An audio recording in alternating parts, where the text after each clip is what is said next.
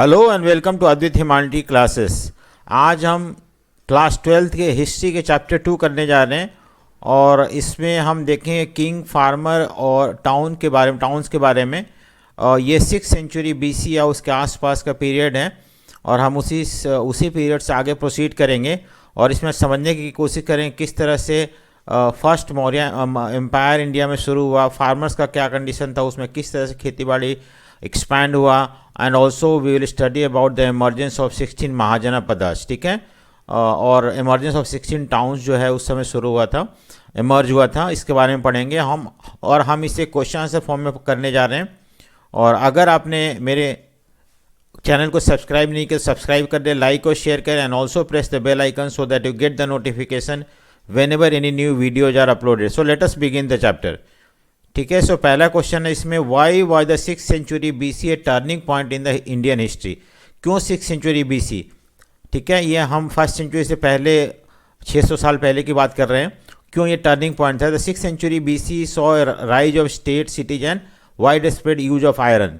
ठीक है, आयरन आपको पता है कि आर्यंस आ गए थे इंडिया में, और जब आर्यंस आए थे तो उन्होंने यहाँ पे आयरन लेके अपने साथ आए थे, और आयरन आने की वजह से बहुत सारे ट्रांसफॉर्मेशन आया था। यहाँ पे बहुत अच्छे वेपन बनना शुरू हो गया था, फॉरेस्ट कट करना है, आर्यंस जो थे उनको ईस्ट की तरफ मूव करने में हेल्प किया था, और इससे एग्रीकल्चर प्रोडक्शन जो है अच्छा होना शुरू हो गया था, and this led to prosperity and rise of states, cities. ये सब चीज़ हमें इस पीरियड में देखने को मिलता है। It also witness the growth of different religion like Buddhism, Jainism.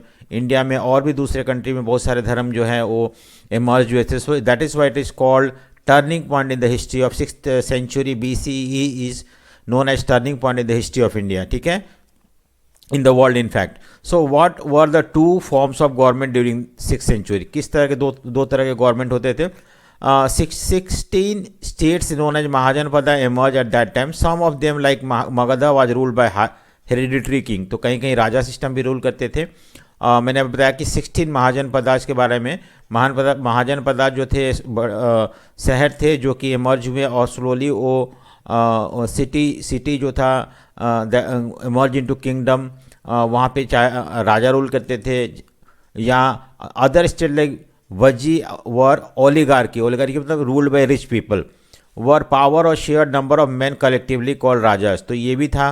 तो इस तरह के राजा वगैरह भी होते थे, हेरिडिटरी किंग भी होते थे, ये भी रूल करते थे उस समय। ठीक है, नेक्स्ट है, name the 5 major political centre of Maurya empire. Maurya empire के 5 इंपॉर्टेंट सेंटर क्या था?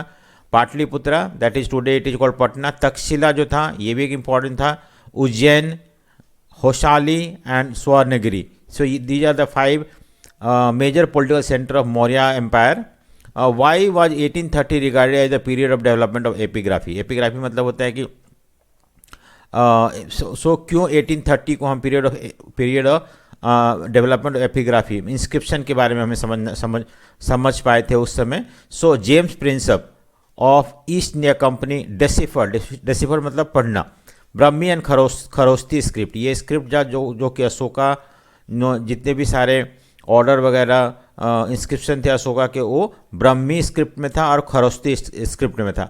तो जेम्स प्रिंसप ने पहली बार हमने देखा है कि अशोका इंस्क्रिप्शन को डेसिफर या पढ़ने को क्लेम किया था। These 2 scripts were used in earliest inscription and coins. और सिक्कों पे ये सारे, और इंस्क्रिप्शन मतलब ये किसी पत्थरों पे कोई चीज़ लिखा होना, इसको इंस्क्रिप्शन बोलते हैं। लिखा हुआ हमें मिला हुआ है, तो उस पर ये दोनों लैंग्वेज ज़्यादा यूज़ किया जाता था। Most of these mention the king called Priyadasi, referring to the king Ashoka. ठीक है, पियादसी। ठीक है, उसको हम अशोका के बारे में ये बताया हुआ है। ठीक है, नेक्स्ट है, what are the different explanation offered by early writers and present day historians for the growth of Magadha?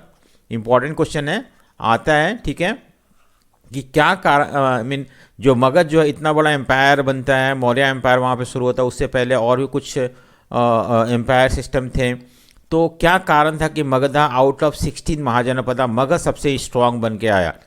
बाकी सारे स्टेट इतना स्ट्रांग नहीं हुए, लेकिन मगध ज़्यादा स्ट्रांग हो गया। क्या कारण था इसका? ठीक है, इंपॉर्टेंट क्वेश्चन है, तो समझते हैं इसको। Modern historians have felt that geographical advantage that Magadha enjoyed helped it to become stronger in power.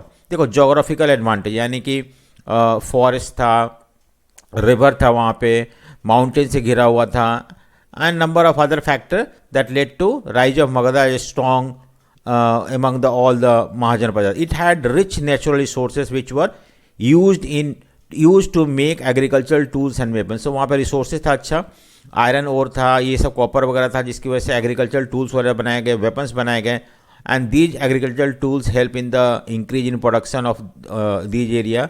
Agriculture production बढ़ना शुरू हो गया, वेपन अच्छे अच्छे बनने लगे, तो इसको ये सारे हेल्प किया राजा को एक्सपैंड करने के लिए. दूसरा जो है river like Ganga and it's tributary made the soil fertile and proved water for and provided water for irrigation. तो वहाँ पे गंगा नदी था और उसके ट्रिब्यूटरीज थे, सहायक नदियाँ थी, जिनकी वजह से वहाँ पे इरीगेशन का कोई प्रॉब्लम नहीं हुआ और प्रोडक्शन सॉइल जो था फर्टाइल था. नेक्स्ट है fertile soil provided rich harvest. Soil fertile होने की वजह से अच्छा फसल होता था. That provided king huge land revenue, और इससे राजा के पास पैसा आता था. ठीक है, टू मेंटेन लार्ज आर्मी. ठीक है, क्योंकि आर्मी मेंटेन करने के लिए हमें रेवेन्यू चाहिए. रेवेन्यू जो था फर्टाइल लैंड की वजह से मिलता था वहाँ पे. डेंस फॉरेस्ट इल्डेड टिम्बर, जंगल से घिरा हुआ था, जंगल वहाँ टिम्बर भी था, टिम्बर में लकड़ी होता है. एलिफेंट फॉर मिलिट्री पर्पस के लिए एलिफेंट भी उनको मिलता था. ठीक है, नेक्स्ट है increase in the agriculture production led to trade and prosperity. धीरे धीरे जब एग्रीकल्चर प्रोडक्शन बढ़ना शुरू हुआ तो ट्रेड होना शुरू हो गया, तरक्की होना शुरू हो गया. ठीक है, moreover control over river Ganga and tributary help to control inland trade with south India. और गंगा और ट्रिब्यूटरीज होने की वजह से उस समय नदियों में नाव चलाए जाते थे, एंड उसके थ्रू साउथ इंडिया से भी ट्रेड शुरू हो गया मौर्य एम्पायर का. And this also help to earn income.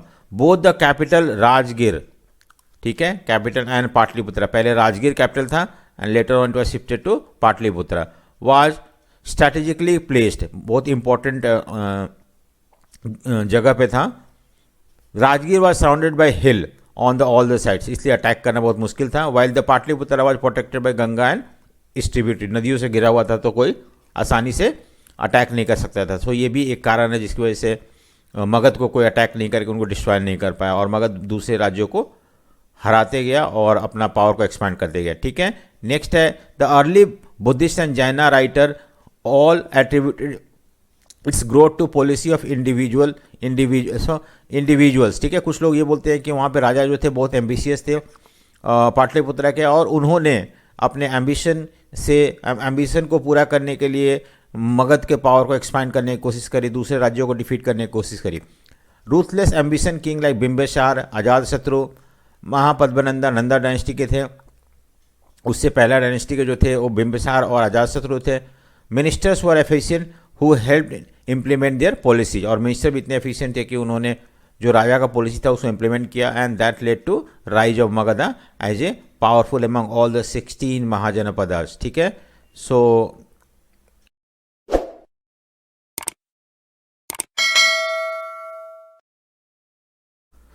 What were the various sources which have been used to reconstruct Mauryan Empire? So सबसे इम्पोर्टेंट है कि हम कैसे पता है कि हम मौर्यन एम्पायर के बारे में हमें कहाँ से पता चलता है. ये इंपॉर्टेंट है क्योंकि जब तक हमें सोर्स नहीं पता होगा हम मौर्यन एम्पायर के बारे में अच्छी तरह समझ नहीं पाएंगे. सो पहला सोर्स है, सोर्स मतलब कहाँ से हमें मौर्यन एम्पायर के बारे में पता चलता है. So the main literary source for Mauryan period were Chanakya Arthashastra. बहुत इंपॉर्टेंट बुक है. चाणक्य ने एक बुक लिखा था अर्थशास्त्र. And Megasthenes indica. मेगास्थनीज जो था एक एम्बेसडर था, जो ग्रीक एम्बेसडर जो इंडिया आया था उस समय, और उसने इंडिया में रहा था मौर्य एम्पायर में, और उसने एक बुक लिखा था इंडिया के बारे में, उसका नाम है इंडिका. सो ये दो बुक जो हमें बहुत ज़्यादा इन्फॉर्मेशन इससे मिलता है अबाउट मौर्य एम्पायर के लिए. India is an important source. So ये जो दो बुक हैं वो बहुत इंपॉर्टेंट सोर्स है to know about political, social, economic and condition of Chandragupta court. ठीक है, सो चंद्रगुप्ता कोर्ट में इंडिका ये मेगास्थनी आया था, और उसने वो चंद्रगुप्ता मौर्य के कोर्ट में रुका भी था, और वहाँ पे उसने रुकने के बाद इंडिया के बारे में लिखा था. तो उस and that book tells us lot about the economic, आर्थिक जो परिस्थिति है उस समय का, सोशल, पॉलिटिकल कंडीशन के बारे में हमें उससे बहुत पता चलता है. ठीक है, चाणक्य अर्थशास्त्र. चाणक्य जो था चंद्रगुप्ता का आई मीन मिनिस्टर थे, और उन्होंने अर्थशास्त्र लिखा था, explain how strong and efficient government should be organize and what, क्यों हमें इतना अच्छा गवर्नमेंट, एफिशिएंट स्ट्रॉन्ग गवर्नमेंट बनाना चाहिए, and what was the duties of the king, और किंग का क्या ड्यूटी होना चाहिए, ये सारी चीज़ अर्थशास्त्र में मेंशन किया गया। Detail about Maurya Maurya can also be studied from the late Buddhist, Jaina and Puranic literature. देखो, एक तो हो गया पहला जो मैंने बताया कि अर्थशास्त्र के बारे में, देन मेगास्थनीज दूसरा था, ठीक है, और तीसरा जो था उस समय बुद्धिस्ट लिटरेचर है, जैना लिटरेचर है, पुरानिक लिटरेचर है, and from the Sanskrit literature like मुद्रा राक्षसा। मुद्रा राक्षसा एक इम्पॉर्टेंट बुक है जो उस समय लिखा गया था, और ये कोर्ट के षड्यंत्र के बारे में, कॉन्स्पिरेसी के बारे में बहुत कुछ बताता है हमें, इससे इस बुक से पता चलता है। और ये सारे बुक्स जो है या लिटरेचर जो है, Jaina, Buddhist, Puranic literature, that also tells us a lot about the Maurya empire, ठीक है।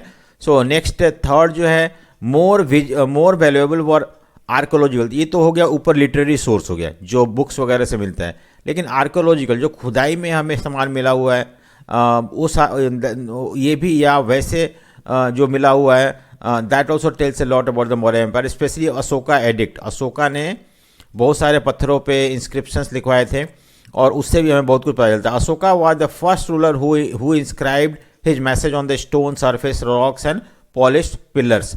तो अशोका एक ऐसा पहला राजा था जिसने अपने मैसेज को, जो भी वो मैसेज अपने सब्जेक्ट को, अपने प्रजा को बताना चाहता था, वो स्टोन्स पे लिखवाता था, रॉक्स पे लिखवाता था और पिलर पे लिखवाता था, जो कि कहीं कहीं अलग अलग जगहों पे, स्पेशली ऑन द हाईवे हो गया, ऐसे जगहों पे जहाँ पे लोग गुजरते होंगे वहाँ पे लगवाया था, जिससे कि हमें उस समय किस तरह का सिचुएशन था उसको पता चलता है इन सारे इंस्क्रिप्शन को डिसिफर करने के बाद, ठीक है।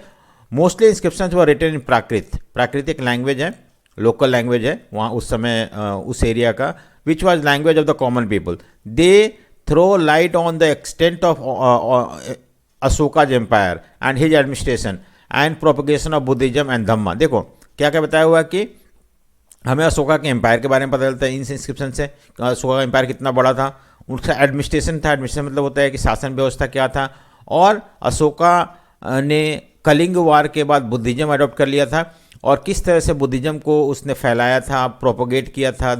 धम्मा के बारे में अशोका जो धम्मा बुद्धिस्ट धर्म जो था उसको धम्मा बोलते हैं, उसको कैसे उसने स्प्रेड किया था, ये सारी चीज़ हमें इन इंस्क्रिप्शन से पता चलता है, ठीक है। नेक्स्ट है कि sculptures like lion capital eight Sarnath, ये कुछ मूर्ति कला था उस समय, उससे भी हमें पता चलता है। Has served as our national emblem, it consist of 4 lion, जो हमें लॉयन कैपिटल मिला हुआ है सारनाथ में, वो आज नेशनल एम्बलम है, और इसमें 4 लॉयन है, carved on the top and seated back to back, testify the highest standard of Mauryan craftsmanship and engineering. तो उस समय इस तरह के नक्काशी होते थे, पत्थरों पे बनाए जाते थे, जो कि ये भी शो करता है कि उस समय कितना ज़्यादा मौर्य के समय हाई क्राफ्टमैनशिप था और इंजीनियरिंग था, जो कि ऐसे ऐसे कैपिटल बनाते थे, ठीक है। सो नोट, उसके बाद हमें फॉरेन में account of Chinese Pilgrim like Yon जंग रोट अबाउट द पाटलिपुत्रा, या फाहियन जो था, फाहियन या उससे पहले वैंगसन आया था, बाद में आया था उन्होंने 7th सेंचुरी या 4th सेंचुरी में, तो उन्होंने भी लिखा था मौर्यन एम्पायर के बारे में, तो ये भी that also tells us about the Mauryan empire. So these are the sources from which we come to know about Mauryan empire, ठीक है। नेक्स्ट है 7th, discuss the main feature of Mauryan administration that are evident from Ashoka inscription. Ashoka inscription से अशोका ने जो पत्थरों पे बहुत सारी चीज़ लिखाया था अपने मैसेज को और ये सब चीज़, उससे हमें क्या पता चलता है कि उस समय एडमिनिस्ट्रेशन कैसा था। The king had supreme power, king के पास सबसे ज़्यादा पावर हुआ करता था, सबसे ऊपर था king. Even in the legislative matter, law बनाने में भी सबसे ऊपर था, और जो बोलता था वही लॉ होता था। There was no constitutional check on his power to make law. So ऐसा कोई भी उसके ऊपर रेस्ट्रिक्शन नहीं था, कॉन्स्टिट्यूशन था ही नहीं जो कि राजा के पावर को लिमिट करे। Council of minister known as Mantri Parishad, लेकिन एक काउंसिल होता था, काउंसिल ऑफ मिनिस्टर, जैसे राजा किंग हो गया, किंग के साथ बहुत सारे काउंसिल ऑफ मिनिस्टर होते थे, ठीक है। Was present at the end to give his, तो इनका यही काम था कि एडवाइस देना, ये नहीं कि फाइनल डिसीजन लेना। सो एंड राजा जो था उनकी डिसीजन को, इनके एडवाइस को सुनता था, and finally he use to take decision. The empire was divide into district. अब देखो किस तरह से एम्पायर बटा था। पहले बताया किंग हुआ करता है, किंग देन मंत्री परिषद होते थे, ठीक है। अब किस तरह से एम्पायर, जैसे मान लो ये मौर्य एम्पायर है, ठीक है, ये मौर्य एम्पायर है, तो किस तरह से बटा हुआ था। सो पूरा एम्पायर छोटे छोटे डिस्ट्रिक्ट में बटे हुए थे, and each district consisted of village, और हर डिस्ट्रिक्ट में बहुत सारे गांव होते थे। तो ये था, ठीक है। तो head of the district was known as Sthanika. Sthanika कौन था, डिस्ट्रिक्ट के हेड होते थे, और गांव के हेड को हम ग्रामिका बोलते हैं। द मिलिट्री, तो ये हो गया डिवीजन ऑफ एम्पायर। अब आता है next the military administration. Military administration was entrusted to war office. एक वार ऑफिस हुआ करता था, डिपार्टमेंट होता था, जिसको पूरा मिलिट्री का शासन व्यवस्था उसको सौंपा जाता था। इट कंसिस्ट ऑफ 5 मेंबर, और इसमें 5 मेंबर होते थे। जैसे मान लो कि ये वार ऑफिस है, ठीक है, ये वार ऑफिस है, इसमें 5 मेंबर होते थे। ईच इन्फेंट्री, एक इन्फेंट्री होता था, कैवेलरी होता था, वार एलिफेंट होता था, ट्रांसपोर्ट होता था, and having constituted the army, ठीक है। सो इन्फेंट्री मतलब पैदल सेना, कैवेलरी मतलब घोड़सवार, एलिफेंट भी होते थे, ट्रांसपोर्ट का डिपार्टमेंट भी होता था, और इस तरह से आर्मी जो था 5 मेंबर्स होते थे उसके, 5, ठीक है। सो 5 इसके ब्रांचेज होते थे, ठीक है। नेक्स्ट है कि the activities of transport and provision of the second सब कमिटी वाज वेरिड, ठीक है। अब देखो था बहुत सारे सब कमेटी भी होते थे। एक तो ट्रांसपोर्ट का कमेटी होता था, मैंने उस ऊपर बताया था आपको, और ये कमेटी जो था इसके सब कमेटी होते थे। मतलब ये ट्रांसपोर्ट कमेटी हो गया, and then there is to be sub committee of transport also. अब क्या था इसमें, इनका काम अलग अलग होता है। It consisted of arranging bullock cart.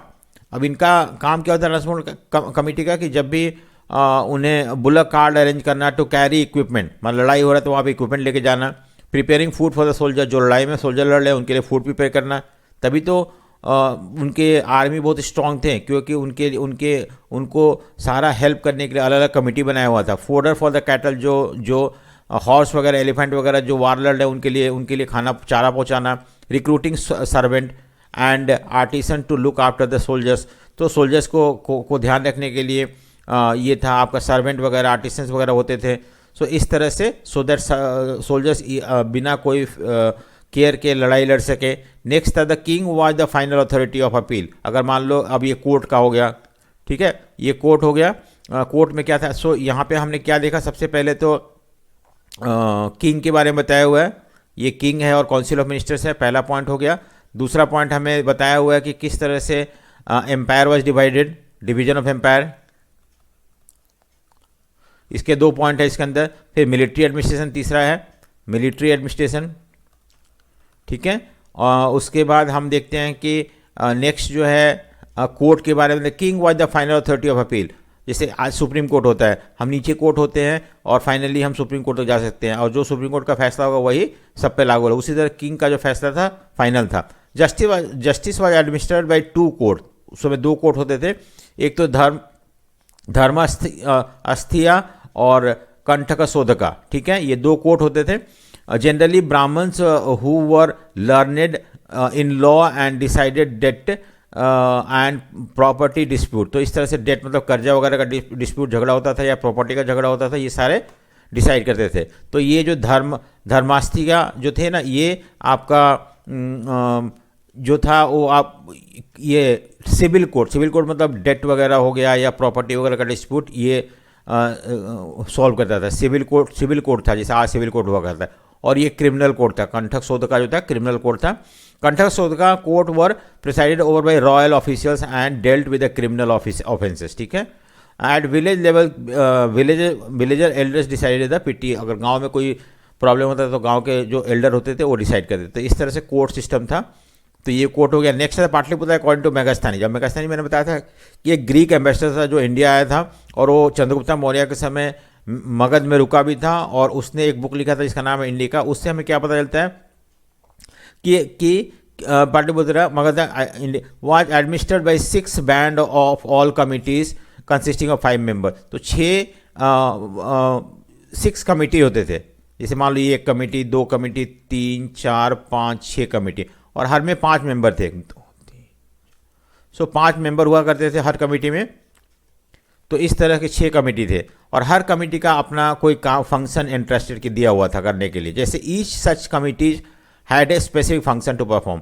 Care and comfort of foreigners, मान लो जो फॉरेनर आते हैं उनको केयर और कंफर्ट करने के लिए अलग कमेटी था, ठीक है। उसके बाद क्राफ्ट एंड इंडस्ट्रियल आर्ट के लिए अलग कमेटी था, registration of birth and death के लिए अलग कमेटी था, regulation of trade and commerce, व्यापार के लिए अलग कमेटी था, वेट्स एंड मेजर के लिए अलग कमेटी था, collection of taxes and tolls इसके लिए अलग कमेटी था, supervision of sale and manufacture अलग। तो इस तरह से अलग अलग कमेटी थे जो अलग अलग काम देखते थे, ठीक है। So apart from this the municipal council looked after public building, water supply, hospitals and temples. तो बड़े बड़े शहरों में जैसे कैपिटल मगध वगैरह यहाँ पे म्युनिसिपल काउंसिल होते थे, और जैसे आज भी हमारे पास एमसीडी है, इस तरह का काउंसिल हुआ करते थे जो कि पब्लिक बिल्डिंग बनाने के लिए, वाटर सप्लाई हो गया, हॉस्पिटल, स्कूल्स वगैरह पे ध्यान रखते। तो इस तरह से ये 8 नंबर का क्वेश्चन आ सकता है, ठीक है। सो इसको हमें समझना है, और ये मौर्य एडमिनिस्ट्रेशन पर 8 नंबर क्वेश्चन आपको तैयार करना है, ठीक है। नेक्स्ट हम क्वेश्चन मूव करते हैं कि what sources have help to reconstruct the dynasty of Gupta. So Maurya के बारे में यहाँ खत्म हो जाता है। अब नेक्स्ट हमारा गुप्ता एम्पायर के बारे में आता है। सो हम गुप्ता एम्पायर के बारे में पढ़ेंगे अब।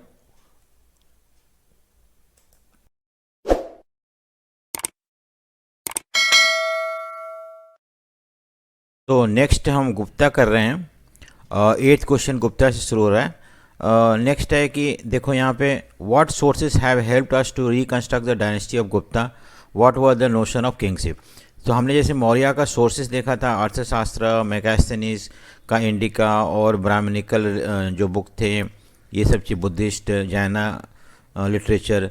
उसी तरह से हम गुप्ता के बारे में जानने के लिए बहुत सारे सोर्सेस हैं, और उनका क्या नोशन था किंगशिप का, ये हम देखेंगे। किंगशिप का the history of Gupta rulers have been reconstructed from the literature, coins etc. प्रशस्ति were an inscription prepared by the poets in the name of the king. So प्रशस्ति, सो हमने क्या देखा यहाँ पे कि Gupta rulers have been from the literature, मतलब books वगैरह से, जो भी बुक्स वगैरह लिखे गए गुप्ता के रूलर के ऊपर, उन सिक्के जो मिले उससे भी हम उनके बारे में जानने को जानते हैं, या उनके बारे में जानने की कोशिश करते हैं। हम समझेंगे सिक्के किस तरह से, जैसे मान लो कि सिक्का गोल्ड का है, बहुत सारे गोल्ड के सिक्के मिले हुए हैं, तो हम इससे ये पता लगा सकते हैं कि उस समय जो एम्पायर था बहुत ज़्यादा प्रॉस्परस था, तरक्की था, बहुत ज़्यादा ट्रेड वगैरह होते थे, इसकी वजह से राजा बहुत धनी होता था, तो सोने का सिक्के जारी करता होगा। लिटरेचर से भी हम, प्रशस्ति मतलब होता है कि जैसे पिलर इंस्क्रिप्शन होता है, जैसे मान लो कि पिलर हो गया, उसके ऊपर कुछ लिख दिया गया, या कोई स्टोन के ऊपर कुछ लिखा हुआ, तो इस तरह को प्रशस्ति बोलते हैं, ठीक है। वो आर द इंस्क्रिप्शंस प्रिपेयर, और ये आमतौर पे पोएट्स जो थे वो लिखते थे किंग के लिए, ठीक है। तो हमें एक प्रशस्ति मिला हुआ है, प्रयाग प्रशस्ति, इलाहाबाद पिलर इंस्क्रिप्शन बोलते हैं इसको, ठीक है। Was the most famous one. The inscription was compose by in Sanskrit. तो क्वेश्चन आ सकता है कौन से लैंग्वेज में है ये, और प्रयाग प्रशस्ति कहाँ मिला हुआ है, प्रयाग में, इलाहाबाद में, और किसने लिखा था इसे, हरिसेन ने लिखा था। ये भी इंपॉर्टेंट क्वेश्चन है कि who wrote Prayag Prashasti, Harisena. Who was the court poet of Samudragupta, किसका कोर्ट पोएट था, समुद्रगुप्ता का था। बहुत सारी इन्फॉर्मेशन है इसके अंदर। The most powerful Gupta ruler, ठीक है।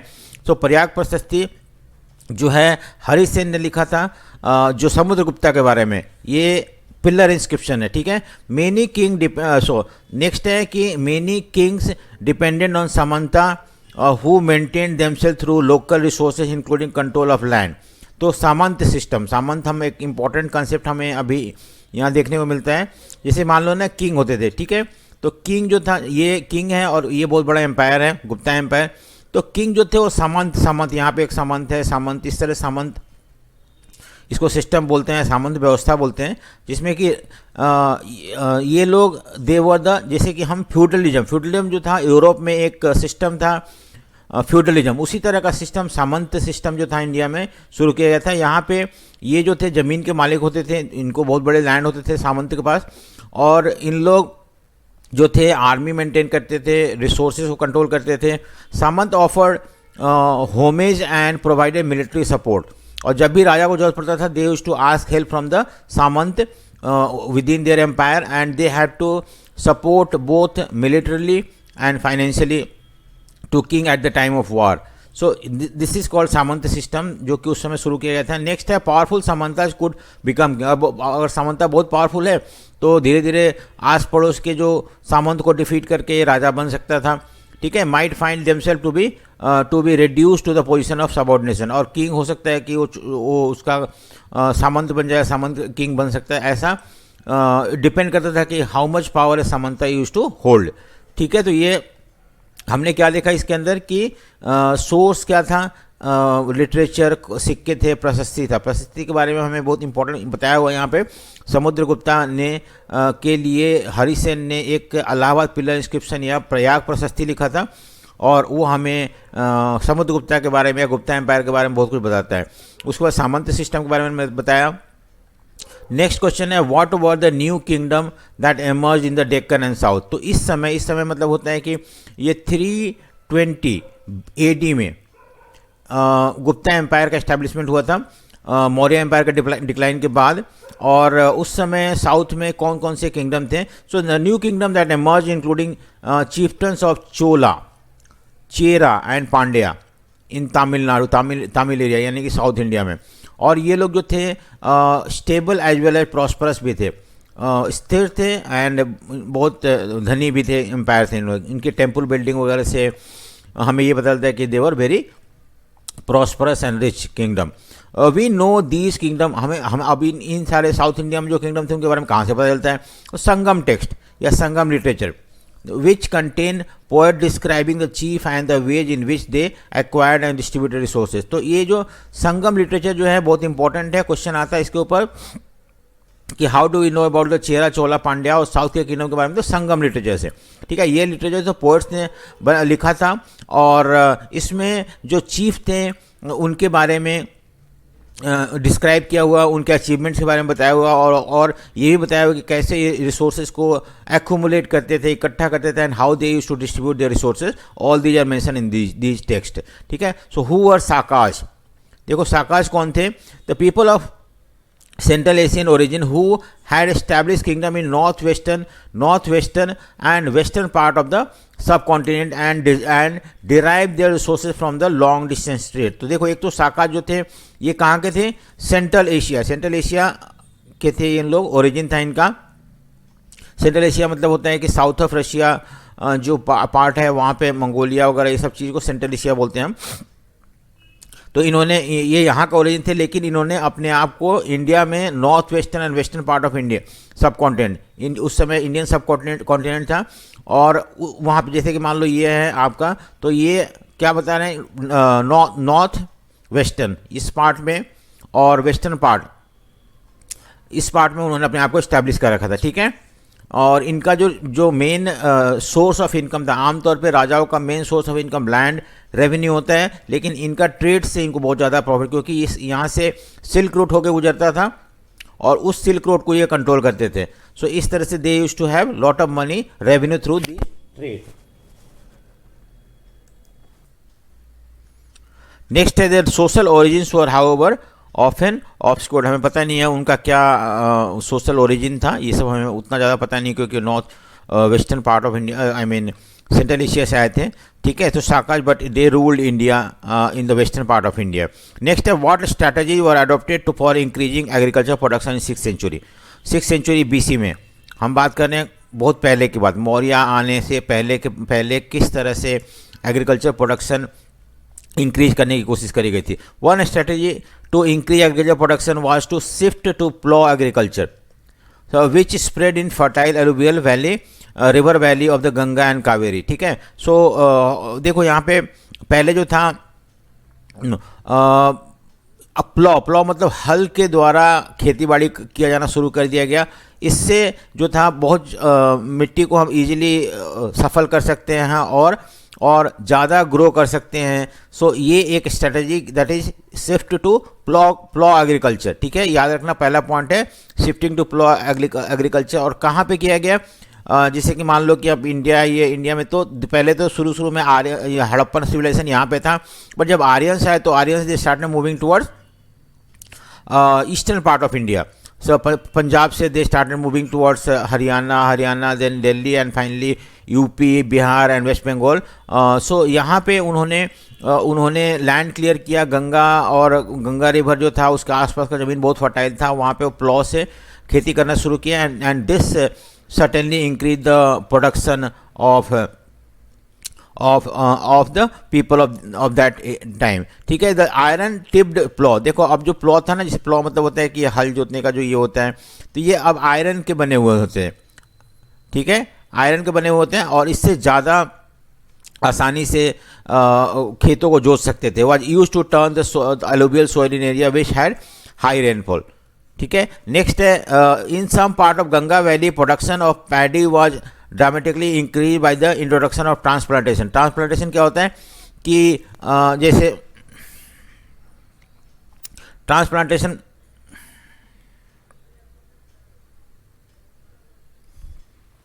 ट्रांसप्लांटेशन क्या होता है, मान लो कि एक छोटा सा हम प्लॉट ऑफ लैंड लेते हैं, इसमें सीड्स डाल देते हैं बहुत सारा, और जब ये पौधे बहुत ग्रो हो जाते हैं, छोटे छोटे हो जाते हैं बहुत सारे पौधे, तो हम इसको यहाँ से निकाल के फिर खेतों में एक एक करके लगाते हैं रॉ वाइज। सो इसको बोलते हैं ट्रांसप्लांटेशन। ठीक है। Transplantation use for paddy cultivation in area where water is plentiful, जहाँ पानी बहुत ज़्यादा था वहाँ पे ये पैडी या धान की खेती या चावल की खेती लगाई जाती थी। नेक्स्ट है first seeds were broadcasted when sapling have grown, they are transplanted in the waterlogged field। This ensure higher ratio of survival of sapling and higher yield। तो इससे क्या होता है कि एक फ़ायदा होता है कि जो सैपलिंग है वो बहुत ज़्यादा मतलब चांसेस होते हैं सर्वाइव करने का ज़्यादा। दूसरी बात है कि इससे यील्ड या प्रोडक्शन भी बहुत ज़्यादा होता था। This practice was adopted in 6th century in order to increase the paddy cultivation production। So those living in the hilly tracts of northeastern and central part of subcontinent practice agriculture। हो agriculture मतलब होता है कि जंगल को clear करना और करके फिर उसमें खेतीबाड़ी करना, and then that is called shifting agriculture. ठीक है, शिफ्टिंग कल्टीवेशन। तो ये प्रैक्टिस किया जाता था। आज भी जो आदिवासी लोग हैं जंगलों में यही प्रैक्टिस करते हैं। Another strategy adopted was to use the irrigation through well and tank. So tank irrigation और वेल इरिगेशन उस समय अवेलेबल था। टैंक मतलब क्या होता है, कोई एरिया को हमने खोद दिया और खोद के इसमें बारिश से पानी इकट्ठा हो गया, और पानी जब पानी की जरूरत होती थी इससे पानी इरिगेशन किया जाता था, या कुआं खोद के भी हम लोग इरिगेशन करते थे। ये एक तरीका अपनाया गया था। कैनाल इरिगेशन भी कॉमनली, कैनाल इरिगेशन कम्युनिटी, ठीक है, individual organise construction of irrigational work. तो ये भी एक तरीका था जिसकी वजह से जब बारिश नहीं होता था उस समय भी उस समय लोग खेतीबाड़ी करते थे जिससे कि प्रोडक्शन को बढ़ाया जा सके। नेक्स्ट है what differences were there in the rural society in 6th century। 6th century BC में क्या रूरल सोसाइटी में किस तरह का, रूरल मतलब यहाँ पे शहर में किस तरह का, गांव में किस तरह का, अर्बन नहीं रूरल है यानी विलेज में, ठीक है, किस तरह का डिफरेंसेस था सोसाइटी में। The technological adoption to increase agriculture production produce uneven benefit. Buddhist tradition refer to landless agricultural labour, small peasants as well as large land holders. देखो ये क्या है, डिफरेंस तो है। एक बुद्धिस्ट टेक्स्ट या ट्रेडिशन में हमें ये मेंशन किया गया है कि कुछ लोगों के पास थोड़ा भी ज़मीन नहीं होता था, लैंडलेस एग्रीकल्चर लेबर थे जो कि दूसरों के खेतों में काम करते थे, स्मॉल पीजेंट्स जिसके पास थोड़ा थोड़ा लैंड होता था, as well as large land holders, बड़े बड़े ज़मीन के मालिक भी होते थे। So land was the main criteria for difference in the rural society. जिसके पास ज़्यादा ज़मीन होता था वो बड़े ज़मीन के मालिक होते थे और उनका स्टेटस सोसाइटी में ज़्यादा होता था। जो छोटे होते थे उनका कम होता था। बहुत सारे ऐसे लोग थे जिनके पास कोई ज़मीन नहीं होता था, so they used to enjoy lower status in the society. The term gahapati मतलब was used in the Pali text to designate second and third category. Second and third category मतलब जिसके पास ज़मीन नहीं होता था या जिसके पास थोड़ा ज़मीन होता था, ठीक है, सेकेंड एंड थर्ड कैटेगरी में ये आ जाता है यहाँ पे ना, स्मॉल पीजेंट्स या लार्ज लैंडलॉर्ड्स। सो ये जो लैंडलेस लेबर है ये नहीं आता था। गृहपति मतलब सेकेंड कैटेगरी जो था जिसमें कि थोड़ा ज़मीन होता था जिसके पास, या जिसके पास बहुत ज़्यादा ज़मीन होता था। सो ये कैटेगरी जो था they were refer to as a grihapati in Pali text. Grihapati was the owner, master और the head of the household who exercise control over the women, children, slaves and workers who shared a common residence. तो ये घर के मालिक होते थे एक तरह से, गृहपति मतलब होता है। लैंड के मालिक होते थे और घर में जो भी लोग होते थे उनको कंट्रोल करते थे, और इस तरह से they used to dominate the house. उसका ही was the owner of the resource, land, animal and other thing that belong to the household, और पूरा घर के मालिक होते थे, रिसोर्सेज के भी और जो भी ह्यूमन बीइंग उसमें रहता था उनके एक तरह से they used to dominate them. ठीक है। थर्ड है large landless labourers and the village headman emerge as a rajas, the powerful figures and exercise power over the cultivator. धीरे धीरे जो बड़े बड़े जमींदार थे, जमीन के मालिक थे, बड़े बड़े जमीन के मालिक जो थे या विलेज हेडमैन जो थे, धीरे धीरे राजा जैसा बिहेव करने लगे, and they used to exercise more power over the cultivators, यानी कि जो लोग छोटे जमीन के मालिक होते थे, जिनको जमीन नहीं होता था, उनके ऊपर। Early Tamil Sangam text mention different categories of villagers like large land owner, इसको वलालाज बोलते थे, प्लॉमैन, इसको एनस्लेव। तो ये सिर्फ नॉर्थ इंडिया में नहीं बल्कि इवन साउथ इंडिया में भी संगम लिटरेचर में हमें इस तरह का डिस्टिंक्शन मिला हुआ है कि छोटे बड़े लैंड ओनर या प्लॉमैन हो गया या स्लेव हो गया। Difference in the rural society was based on differential aspect of land, labour, technology. तो जिसके बाद जितना ज़्यादा लैंड होता था, they used to become more powerful and dominant in the society, and those who hold less or no land generally enjoy lower status in the society. अब आता है नेक्स्ट पाटलिपुत्रा के बारे में हम पढ़ रहे हैं। पाटलिपुत्रा का क्या हिस्ट्री था, कैसे पाटलिपुत्रा धीरे धीरे इमर्ज होकर पावरफुल किंगडम में इमर्ज होता है। So Pataliputra was initially village known as Pataligram, पहले एक ग्राम था, ये विलेज था। It grew in its importance in 3rd century BC।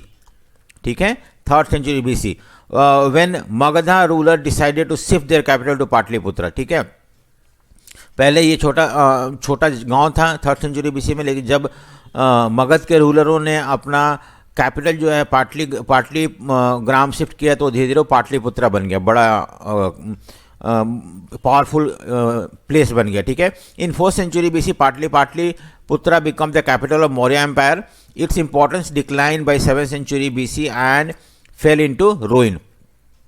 ठीक है, बाद में हम देखते हैं कि 7th century AD में इसका जो ये क्योंकि 7th century में चाइनीज मॉन्क आया था यहाँ पे, और वो लिखता है कि पाटलिपुत्रा उस समय उतना इम्पोर्टेंट नहीं था, वैंगसन आया था। ठीक है। सो इस तरह से हम देखते हैं कि पाटलिपुत्रा का डिक्लाइन हो गया था बाद में जाके, लेकिन 4th century में बहुत ही पावरफुल, 4th century BC में बहुत पावरफुल कैपिटल था ये। हु वाज प्रभावती गुप्ता, ये गुप्ता एम्पायर के बारे में है, गुप्ता एम्पायर से लिया हुआ है। प्रभावती गुप्ता जो था डॉटर थी चंद्रगुप्ता सेकंड की। गुप्ता एम्पायर चंद्रगुप्ता सेकंड की डॉटर थी Prabhavati Gupta, and married to Vakataka family which was very powerful in the Deccan. तो वाकाटाका फैमिली रूलर थे जो कि साउथ इंडिया में सेंट्रल इंडिया में, अगर हम मैप में देखें तो इस पार्ट में वाकाटाका रूलर थे, ऊपर जो थे गुप्ता थे।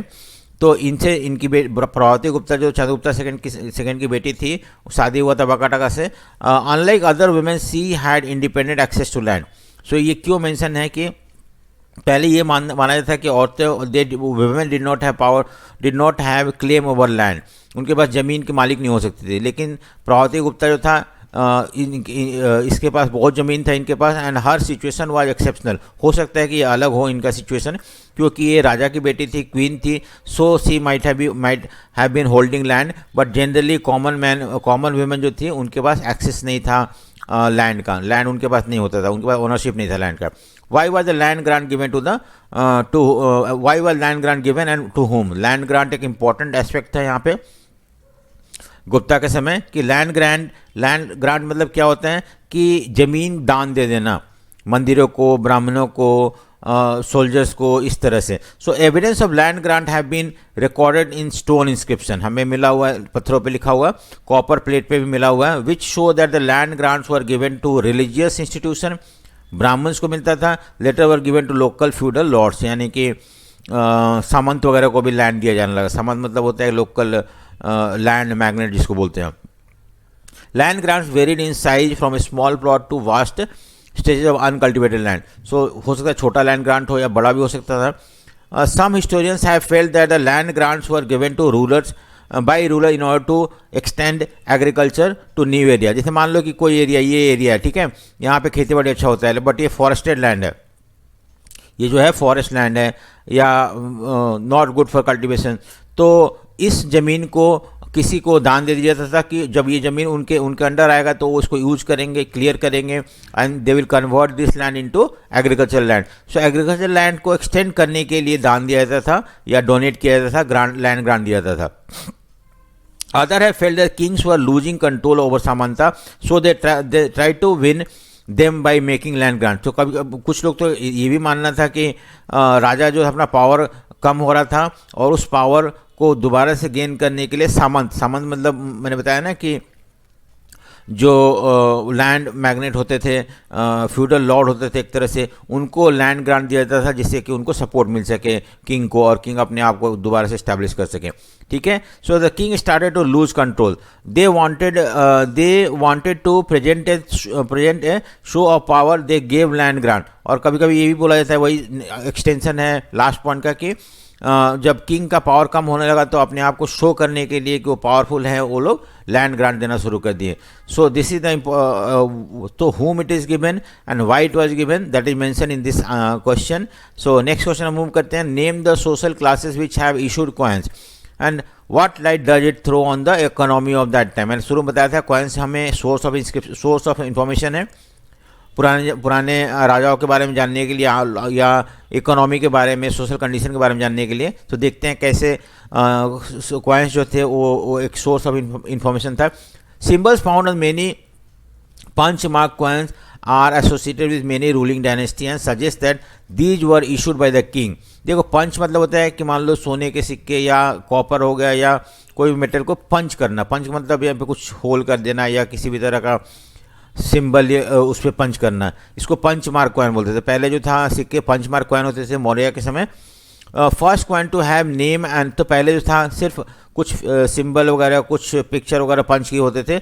बाद में पहली बार हम देखते हैं कि इमेज रूलर का इंस्क्राइब किया हुआ था, वो इंडो ग्रीक था। इंडो ग्रीक मतलब जो ग्रीक रूलर जो अपने आप को north western part of India में इस्टेब्लिश किए थे, उन्होंने ऐसे कॉइन जारी किए थे जिसपे कि रूलर का इमेज हुआ करता था।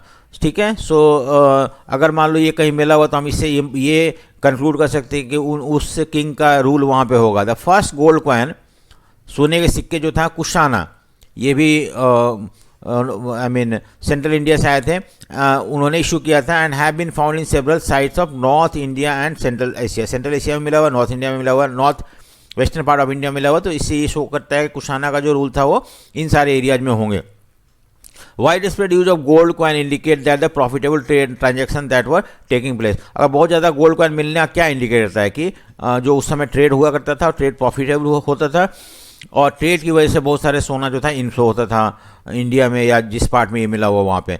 Hoards of Roman coins were found in south India which indicate that there were close trade relationship between the two. So south India में हमें मिला हुआ बहुत सारे सिक्के सोने के, और इस तरह से हमें ये सोने के सिक्के क्या इंडिकेट करते हैं, और ये सिर्फ रोमन एम्पायर के सिक्के हैं। रोमन एम्पायर मतलब रोम, यूरोप से ट्रेड, तो इसे ये इंडिकेट करता है कि इंडिया, साउथ इंडिया और रोमन एम्पायर से ट्रेड हुआ करता था। And this it is because of this that बहुत सारे रोमन कॉइन जो है पाए गए हैं साउथ इंडिया में। ठीक है, मर्चेंट ट्रेड, तो ये तो हो गया merchant traders and town people also. So merchant भी अपना सिक्के जारी करते थे, ट्रेडर्स भी करते थे, टाउन के लोग भी करते थे सिक्के, ऐसे मिला हुआ। Coins were also issued by the tribal republic like Yaudheyas and from Punjab and Haryana.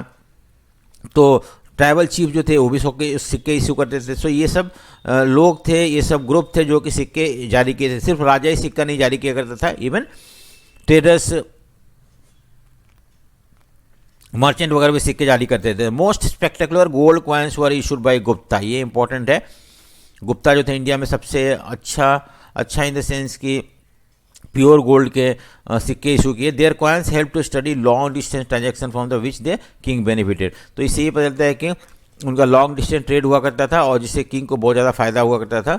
सो ये भी है। सो नेक्स्ट है कि after 6th century gold coins were not found in large quantity. 6th century के बाद जो है ना, गुप्ता का डिक्लाइन के समय हम देखते हैं कि इंडिया में सोने के सिक्के जारी होना कम हो गया और कम मिलने लगा. Some historians have felt that the indicate the some kind of economic crisis triggered by the collapse of Roman empire. So कुछ तो हिस्टोरियंस का ये मानना है कि जब Roman empire 7th century 6th century में डिक्लाइन होना शुरू हो गया तो इंडिया का ट्रेड जो था वो रोमन एम्पायर से कम होने लगा, and as a result of that India में इनफ्लो ऑफ गोल्ड कॉइन कम होना शुरू किया, एंड इसीलिए इंडिया में कम सोने के सिक्के पाए जाते हैं. ठीक है. However, other historians have felt that the new network of trade which emerged at that time would have covered the losses caused by the decline of Roman Empire. तो कुछ लोग बोलते हैं कि नहीं, ऐसा कुछ नहीं है. उस समय रोमन एम्पायर से जो ट्रेड का डिक्लाइन होने लगा तो हमने दूसरा अलग तरीका, अलग नेटवर्क डिस्कवर किया जिसकी वजह से दोबारा से इंडिया में सोना आना शुरू हो गया. सो जो लॉस था उसको हमने कंपनसेट कर दिया through other sources. Historians have pointed out that the finds of coin and further are fewer. They are continued to be mentioned in inscription and text. Many of the fewer coins were found since they were in circulation rather than being hoarded. Coins were found since they were in circulation rather than they were being hoarded. ठीक है. सो कुछ लोग historians ये भी बोलते हैं कि coin जो था कम हो गया, नो डाउट, और इसके बारे में हमें मेंशन किया जाता है टेक्स्ट वगैरह में भी, इंस्क्रिप्शन वगैरह में भी. लेकिन maybe fewer coins were found since they were in circulation rather than being hoarded. तो हो सकता है कि लोगों ने सिक्कों को होल्ड कर लिया होगा, जमा करके रख लिया होगा, और इसकी वजह से सर्कुलेशन में कमी आ गई होगी. तो ये इंपॉर्टेंट है, 8 मार्क्स का क्वेश्चन आ सकता है. ठीक है. कि what is the importance of coin और who issued it and what does it indicate, ये सब चीज़. नेक्स्ट है 15th question. Trace the route along which trade flourished in 6th century BC. Name the commodities traded and social classes which travel through these routes. तो ठीक है, हम यहाँ पे बात कर रहे हैं कि ट्रेड रूट कौन कौन से थे जिसकी वजह से इंडिया और दूसरे कंट्री के बीच में ट्रेड हुआ करता था, क्या क्या कमोडिटी जो था वो ट्रेड किया जाता था, और कौन से ग्रुप जो थे उस इस तरह के ट्रेड से ट्रेड करते थे. ठीक है. ठीक है. सो हम देखते हैं land and river routes criss cross the subcontinent and extended in various direction over land to central Asia. ठीक है. ओवरसीज फ्रॉम, तो एक तो है कि लैंड और रिवर रूट जो थे, लैंड के थ्रू भी ट्रेड हुआ करता था और रिवर के थ्रू भी with in the country trade हुआ करता था. ठीक है. और लैंड के थ्रू हम सेंट्रल एशिया तक भी जाते हैं. सेंट्रल एशिया मतलब आपका सदर्न पार्ट ऑफ रशिया तक भी लोग पहुंचते थे लैंड के through. Overseas from port that dotted to the coastline. बहुत सारे कोस्टल एरिया में पोर्ट वगैरह थे और पोर्ट के थ्रू भी. सो हम देखते हैं लैंड के थ्रू ट्रेड होता था, एक तो लैंड, और सी के थ्रू भी या ओवरसीज ट्रेड भी होता था. Extending across the Arabian Sea to the East Asia and West Asia and through the Bay of Bengal to South and South Asia. तो हम एक तो लैंड के थ्रू होता था और अरेबियन सी के थ्रू भी ट्रेड हुआ था इस तरफ, और इधर बे ऑफ बंगाल से भी हम देखते हैं कि ट्रेड वगैरह दूसरी पार्ट ऑफ चाइना वगैरह, एशिया वगैरह से. सो हम लैंड रूट, सी रूट, रिवर, ओशियन, सब तरह का ट्रेड इंडिया में उस समय हुआ करता था. A wide range of goods were carried from one place to another place. Example grain थे, क्लोथ थे, टिम्बर वगैरह, ये फिनिश गुड, ये सब सामान जो थे ट्रैवल करते थे थ्रू ट्रेड. हाँ ठीक है. Spices like pepper were valued in Roman empire, so were textile and medicinal plant. So अगर हम रोमन एम्पायर से कौन कौन सब काली मिर्च हम ट्रेड करते थे, टेक्सटाइल भी वहाँ पे बहुत ज़्यादा डिमांड था, और मेडिसिनल प्लांट भी रोमन एम्पायर में डिमांड किया जाता था इंडिया का. Traveling in these routes were peddlers who traveled on foot and merchants who traveled with caravan. तो दो तरह के लोग थे. एक तो जो लोग पेडलर थे, पेडलर मतलब सामान लेके, एक फेरी वाले जो घूमते रहते थे और बेचते रहते थे, ये लोग भी थे, इन रूट के थ्रू हर जगह जाते थे. और दूसरे जो थे कैरावन मतलब होता है कि 500 बुल्लक कार्ड एक साथ जा रहा है, या 1000 बुल्लक कार्ड एक साथ जा रहा है, इस तरह के. और हर बुल्लक कार्ड में जो थे जो सामान भरे हुए होते थे. ठीक है. सो ये था, इस तरह से सामानों को कैरी किया जाता था. Venturing on these routes were seafarers and successful merchant known as masattuvan in Tamil Nadu and setthis Satavahanas in Prakrit.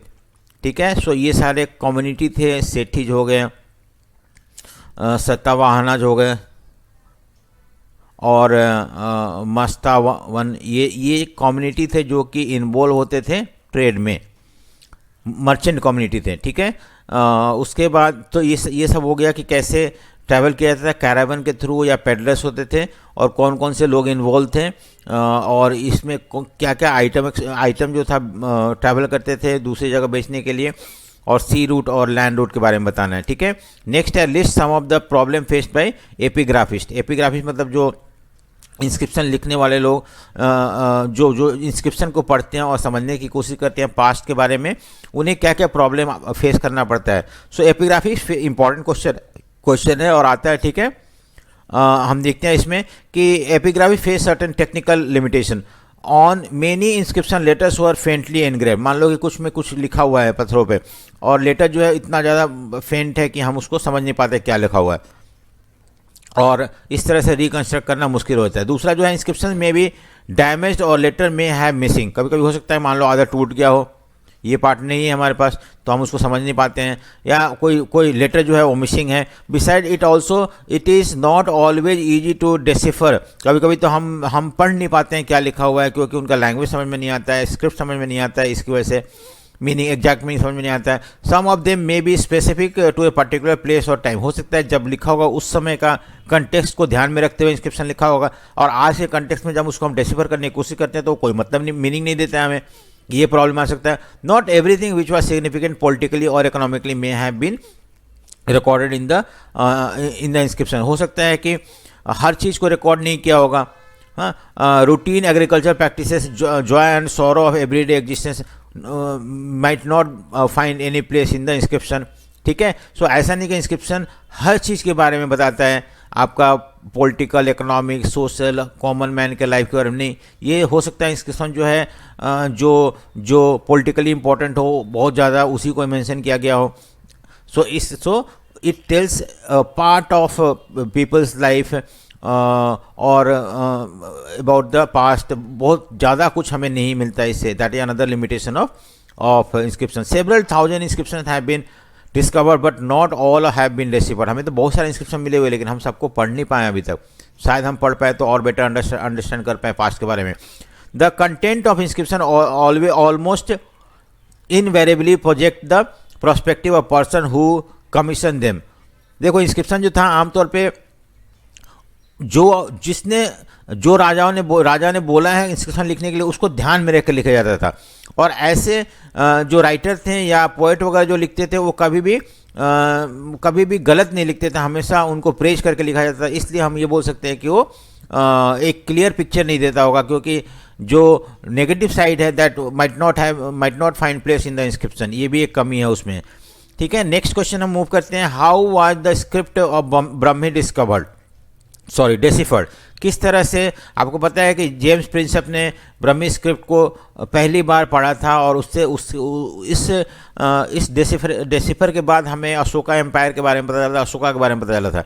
The most scripts used to write modern Indian language are derive from the Brahmi script used in most Ashoka. तो आज हम जो भी modern Indian language लिखते हैं, Assamese Bengali हो गया, देवनागरी हो गया, ये ब्राह्मी स्क्रिप्ट से ही डिराइव किया हुआ है, ठीक है। सो ब्राह्मी स्क्रिप्ट से ही हमको थोड़ा बहुत मॉडिफाई करके हमने दूसरे स्क्रिप्ट को इंडिया में आज यूज़ किया जाता है। European scholars aided by Indian pandit worked backward from the contemporary Bengali and Devanagari comprising the letter with other specimen. देखो जैसे आज मान लो कि हम क लिखते हैं या ख लिखते हैं, उसी तरह से हो सकता है कि बंगाली में क ख लिखा जाता होगा।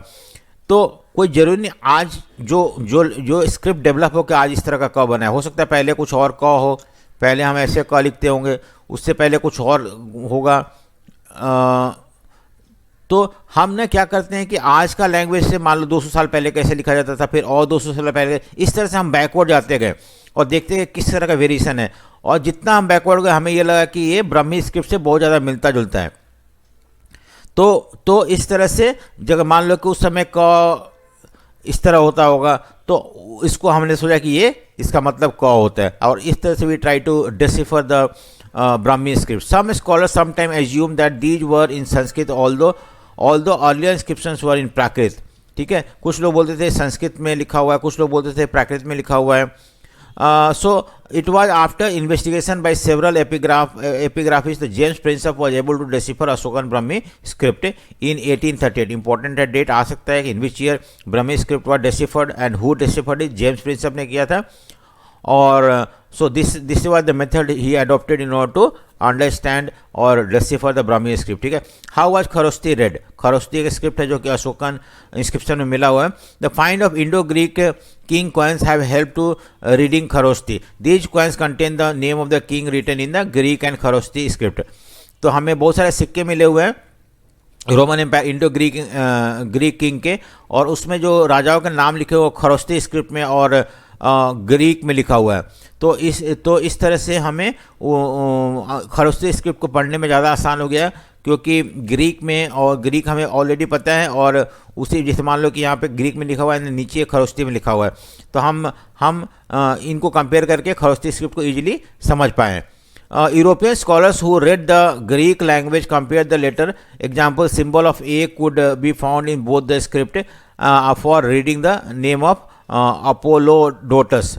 ठीक है, ए जो है ये वर्ड जो है दोनों में इक्वल लिखा हुआ. तो इस तरह से हमने कंपेयर करके इंडो ग्रीक लैंग्वेज और खरोस्ती को, हमने खरोस्ती स्क्रिप्ट को डिस्कवर किया है. With James Prinsep identifying the language of Kharosthi inscription in Prakrit, it become possible to read the longer inscription. तो हमने लेटर को मैच किया दोनों में, and then finally we started reading Kharosthi script also with the help of Indo Greek coins.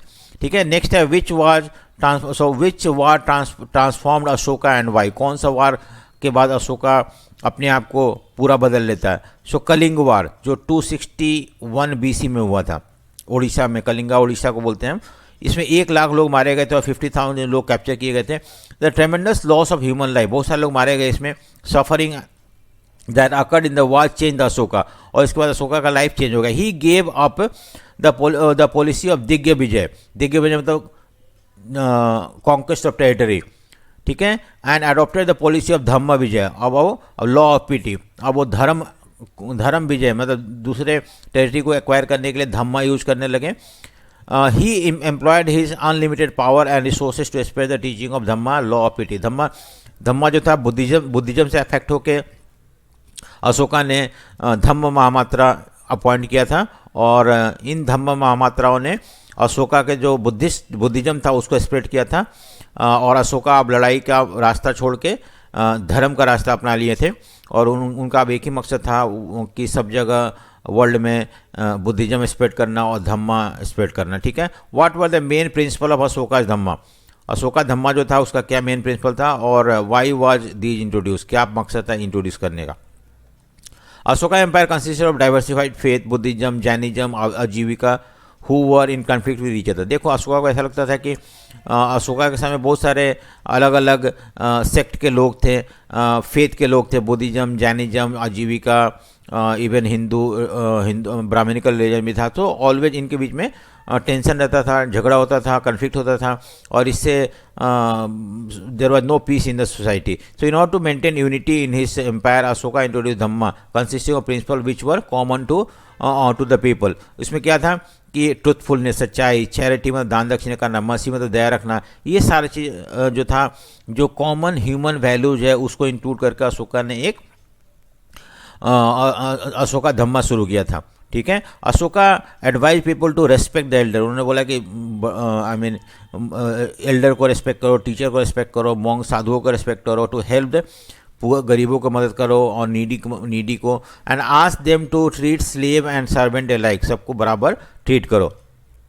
सो इस तरह से ये था उसका धम्मा का main gist. Ashoka explain his dhamma in his edict which he put on inscription through his empire. और उन्होंने क्या किया थ्रू आउट हिज एम्पायर. तो उन्होंने जो धम्मा का प्रिंसिपल था उसको पत्थरों पर लिख के हर जगह लगवा दिया अपने एम्पायर में, हाईवे के किनारे या जहाँ भी लोग गैदर होते तो वहाँ पर, जिससे लोग पढ़ेंगे और उसको इम्बाइब करने की कोशिश करेंगे. He consider all his subject has his children. वो मानते थे कि सारा जो सब्जेक्ट है वो मतलब जो उनके प्रजा है वो उनके अपने बच्चे हैं, और उनको बच्चों की तरह ट्रीट करना है. The edicts were written in Prakrit which was the language of the common people. और आमतौर पर इसको संस्कृत में नहीं लिखा जाता बल्कि प्राकृत में, हर आदमी उसको समझ सके.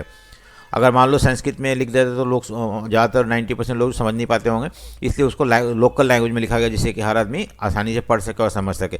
Some of the edicts such as those in Afghanistan were compose for the same purpose. So Afghanistan तक अशोका का एडिक्ट मिला हुआ है, ये इंडिकेट करता है कि अफगानिस्तान तक अशोका का किंगडम होगा। Ashoka was against cruelty towards animal, ये अशोका नहीं चाहता कि एनिमल्स के प्रति भी कठोरता अपनाई जाए, मारा जाए, अगेंस्ट देयर स्लॉटर, और उनके जो बहुत सारे आज भी बहुत सारे एनिमल मार दिए जाते हैं क्यों खाने के लिए, तो इस सब चीज़ के खिलाफ था। They led by personal example like he gave up hunting and forbade animal sacrifices and become vegetarian. देखो बुद्धिज्म अपनाने के बाद उसने हंटिंग खत्म कर दिया था, एनिमल सेक्रीफाइस रुकवा दिया था और खुद वेजिटेरियन बन गए थे।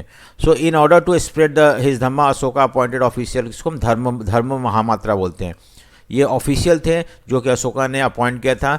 इनका क्या ऑब्जेक्टिव था, इनका क्या मकसद था कि जो धम्मा को स्प्रेड करो पूरा ऑल ओवर इंडिया, इवन बाहर also. Ashoka dhamma to the people and spread moral values. ठीक है, नेक्स्ट क्वेश्चन है आपका 20th क्वेश्चन कि what were the role of dhamma mahamatra. तो मैंने अभी बताया धम्मा महामात्रा का क्या रोल था। सो धम्मा महामात्रा का जो रोल था, ठीक है, सो इनका क्या मेन रोल था, had to spread principal of dhamma, जो अशोका धम्मा था उसको स्प्रेड करना था। They were required to look after the welfare of the people, लोगों के भलाई के बारे में देखना था। और the different section and enforce rule regarding the protection of women, women को प्रोटेक्ट करने के लिए भी रूल्स वगैरह ये करना था। उसके बाद है कि वेलफेयर मेजर्स क्या क्या थे, built rest houses for travellers and wells were dug out for the welfare of the people, तो लोगों के लिए वेलफेयर के लिए सराय बनाना था, रेस्ट हाउस बनाना था, कुएं खुदवाना था। Hospitals were open for man and animal, देखो उस समय सिर्फ इंसान के लिए नहीं बल्कि एनिमल के लिए भी हॉस्पिटल्स खोले गए। He treated he subject like he children and was always concern about their welfare, और हमेशा उनके वेलफेयर के बारे में अपने सब्जेक्ट को, अपने प्रजा को अपने बच्चे समझते थे राजा, और उनके भलाई के लिए हमेशा काम करते थे। सो अगर आपको ये वीडियो पसंद आया हो तो लाइक शेयर एंड सब्सक्राइब जरूर करें। So thank you for watching.